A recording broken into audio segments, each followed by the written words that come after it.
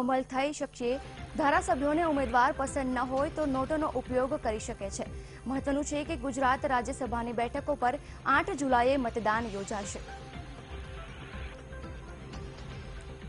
ગુજરાત રાજ્યસભાની બેઠકો પર 8 જુલાઈએ મતદાન યોજાવા જઈ રહ્યું છે। ધારાસભ્યો કરી શકશે નોટોનો ઉપયોગ। મહત્વનું છે કે 8 જુલાઈએ મતદાન યોજાવાનું છે। રાજ્યસભાની ચૂંટણીમાં નોટાનો થશે ઉપયોગ।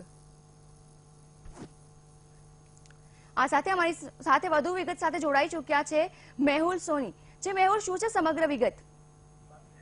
ચોક્કસથી જરા ખાસ કરીને વાત કરવામાં આવે તો ગુજરાતમાં રાજ્યસભાની જે ચૂંટણી છે, ચૂંટણીમાં નોટાનો ઉપયોગ થવાનો છે તેવા હાલ સમાચાર મળી રહ્યા છે। પ્રથમવાર 1996 પછી આ પ્રકારે જ્યારે રાજ્યસભાની ચૂંટણી થઈ રહી છે ત્યારે પ્રથમવાર નોટાનો ઉપયોગ થઈ રહ્યો છે। જે રાજ્યસભાના જે ઉમેદવારો છે, ઉમેદવારોમાં જે મતદાન થશે તે ચૂંટણી થવાની છે, જે મતદાન છે સ્વર્ણિમ સંકુલ 2 ખાતે થવાનું છે। ખાસ કરીને વાત કરવામાં આવે તો જે ધારાસભ્યો છે તે મતદાન કરતા હોય છે અને તેમના જે વિપના આધારે જે મતદાન થશે તેની અંદર જે એકડા અને બગડા દ્વારા જે મતદાન થતું છે ને આ પ્રક્રિયાની અંદર નોટાનો ઉપયોગ પણ થવાનો છે।